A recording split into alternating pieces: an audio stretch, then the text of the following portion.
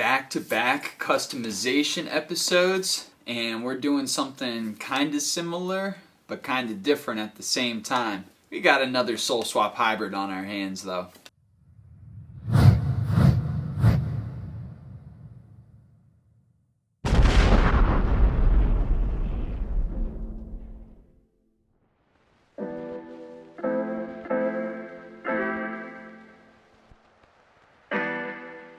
What's going on, guys? It's Sailboat from Sailboat Supplies here, and today I have another customization Soul Swap hybrid project. The pairs that I'll be working on: here I have some Adidas Yeezy 350 triple whites in very lightly worn condition, and I have some Adidas ZX 4000s with the 4D midsole. I had a coworker ask me about the sole swaps that I do, and she decided that she wanted to commission a project off me. At any rate, let's take a closer look at these two pairs, and then we'll get into the detaching process. The first pair of kicks that I used in this project was a pair of Adidas Yeezy 350 V2 triple whites. We chose the triple whites because it gave me a blank template to work with. As long as I stayed within a cooler color palette, I could go crazy with the pattern and design. We chose to get a pair of used kicks because they were way cheaper than a dead stock pair, and even though the soles were slightly yellowed, they were still in amazing condition and could be easily dyed. For the 4D pair, we went with some ZX 4000 Easy Mints. My coworker decided that this was a really cool upper that she wouldn't mind having on the 350 sole, but it was also a really good pair for me to work with because I've actually utilized this specific model for a couple of previous sole swaps, so I actually kind of understand how the fitting works, and it was pretty easy to choose sizes when it came down to purchasing the kicks. After getting the shoes in, it all came down to actually separating the uppers from the soles of these kicks. The Yeezy 350s went surprisingly easily, and I've actually never been able to detach soles quite as quick as I have with this specific pair. Between the two shoes, it actually only took me about 6 minutes. The ZX 4000 were actually a pretty easy process as well. In that 4D, once you're able to separate it a little bit from the upper, it tends to separate pretty easily, but you do have to be careful because it is a kind of fragile surface that can definitely rip if you're careless with your process.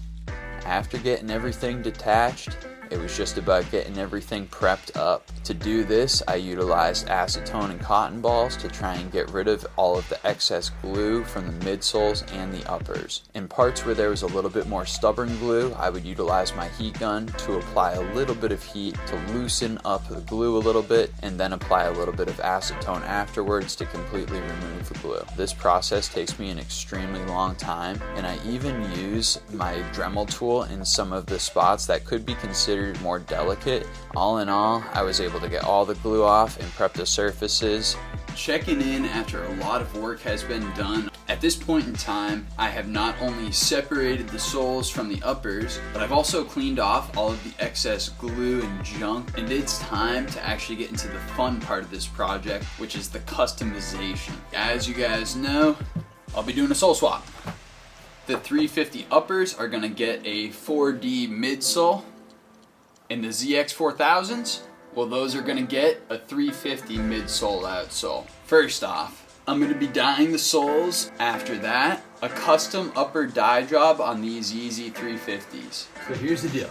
I'm going to be simultaneously going in on both the 4D soles as well as the Yeezy soles at the same exact time. Dyeing the soles actually turned out to be a very interesting process because I use Angelus suede dye for the Yeezy soles, which is something that I've actually never used before. It turned out to be a really potent dye, and in combination with the RIT dye that I normally use, I was able to achieve some dope midsoles. Alright guys, The soles of these Yeezy 350s have been dyed. Crazy pumped on the way that these turned out. That blue Angelus suede dye took especially well to these soles. And then if we check the 4D midsole here, excellent gradient from this kind of minty bluish color to this purple hue. Now it's time to dye the uppers of the Yeezy 350s. They actually don't really take to dye all that well. So let me show you guys the setup and show you exactly what I intend on doing. So here I have an assortment of Nodway tie-dye colors. These are all just different hues and pigments of tie-dye. I find that using those in combination with the RIT Color Stay dye fixative, I end up being able to heat set using my heat gun here all of the colors halfway decently. We'll be using those all in combination with one another to dye these uppers right here. So let's get into that part of the project. What I like to do here is mix my RIT color fixative into little containers with my granular dyes, and then I take a paintbrush and just basically paint on all of that granular dye in any sort of pattern and fashion that I like. Once I have it kind of set into the fabric a little bit, while it's a little bit moist, I apply a tiny bit of heat from a good distance away so that I can actually heat it up, which helps to set the dye in place. Alright guys, I am officially finished with the dyeing process. Let's take a closer look and then we'll go ahead and rinse off the uppers of the Yeezy 350s so we can get down to the final part of this process, which is bonding all of the pieces together. Let's take a look at the Yeezy 350 soles first, since these are pretty much done. I may be able to rinse off a little bit of the surface layer dye, but overall, this is about what we can expect from this pair. As you can see on the upper and lower border of the actual sole there, I ended up using my Angelus blue suede dye, and that actually brought out this really nice, vibrant blue. For the middle portion of the sole, I utilized some of the RIT sky blue. Next up, we got the Yeezy 350 uppers on these 4D soles. Now the 4D soles, these tend to take the RIT dye very well, and this pair was definitely no exception. I really like this color gradient that I did with the purple to the more turquoise blue. It looks really solid. Now this is where things get really interesting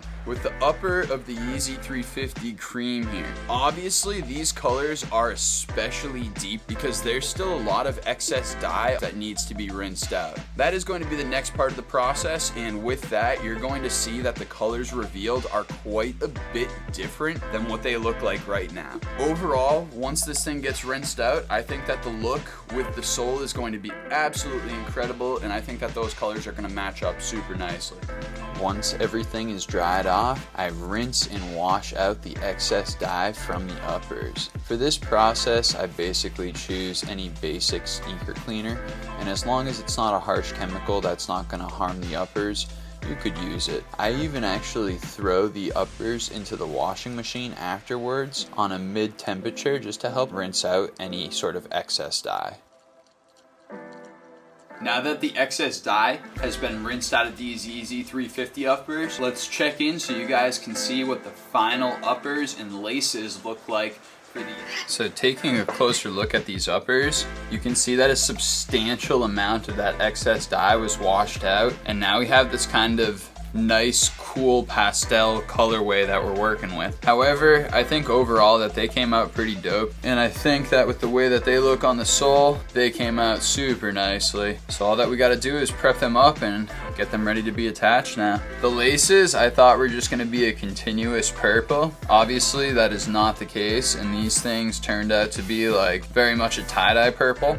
Now that you guys have had a closer look at the uppers, we're gonna trace the lines on as to where the glue is gonna need to go, and then we're gonna get the glue on there before letting it cure for about 2 hours and actually going through the bonding and attaching process. Let's get down to work.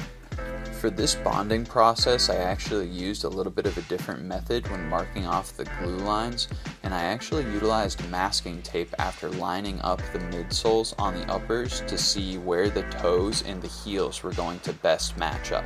After applying glue to the toes, the heels, and the footbed of the shoe, I ended up doing my bonding process 2 hours after letting the glue cure.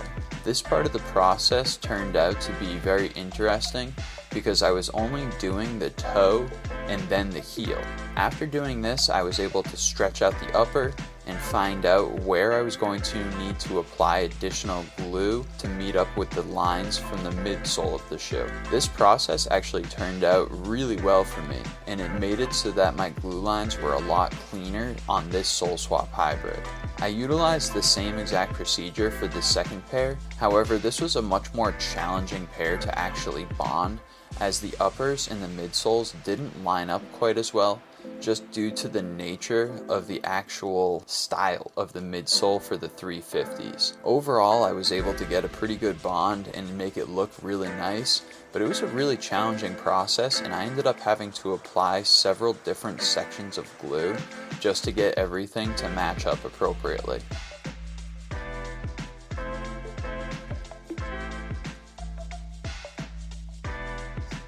This sole swap hybrid is finally complete, and I gotta say, I am really pumped on these results. Both of these pairs came out absolutely amazing, and I'm really excited to show you guys a closer look so you can see exactly what I did. Let's get into it. Alright, let's take a look at the 4Ds with the Yeezy 350 uppers first. The most obvious thing that you can tell that we got going on here is a dyed upper and a dyed midsole. My coworker who commissioned this project said that she only wanted cool colors with maybe like a little splash of other colors here and there, so I decided to do just that for her. I went with a primarily teal base and added some sky blue in there, as well as a whole bunch of violet and some other hits of black, navy, and hot pink just to make it pop a little bit. Overall, I'm really pleased with the dye job on this one, and I think it looks super cool and is going to match exactly what she had in mind.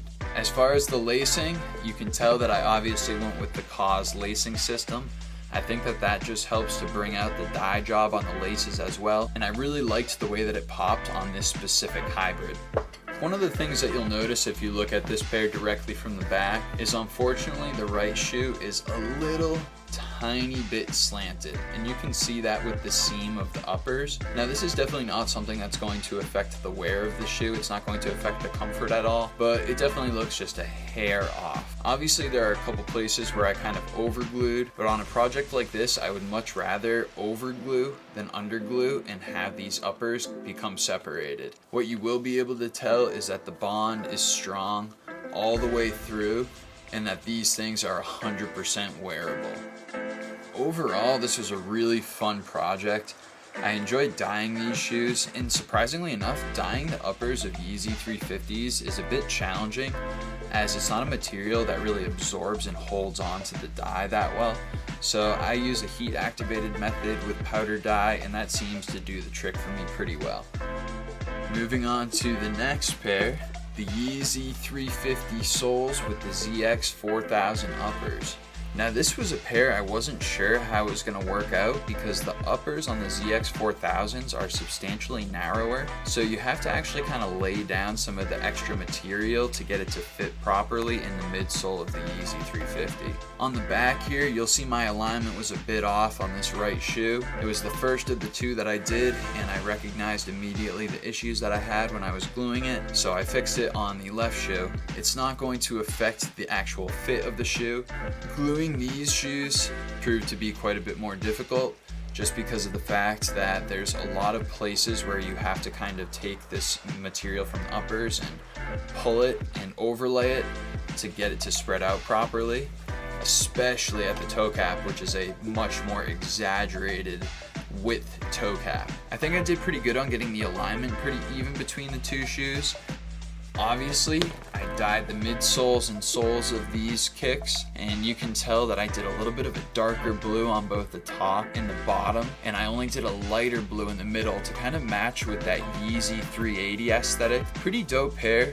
I'm really pumped that these came out as clean as they did, because quite honestly, I was a bit worried that they might not be all that clean. It's a silhouette that actually flows pretty well as far as all of the different components being put together. Next time, I might try to be a little bit more careful with the dye and be a little bit more purposeful with the placement of the darker dye. However, I'm not upset with the way that these came out at all, and I think that they look pretty cool at the end of the day.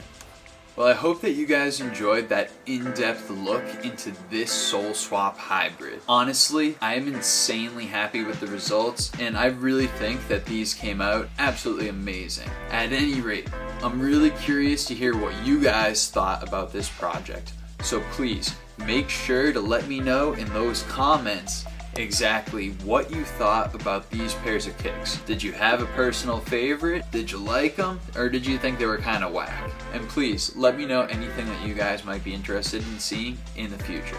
As per usual, if you guys are interested in checking out any of the projects that I have going on, or a list of updated inventory, please make sure to check out the site at www.sailboatsupplies.xyz.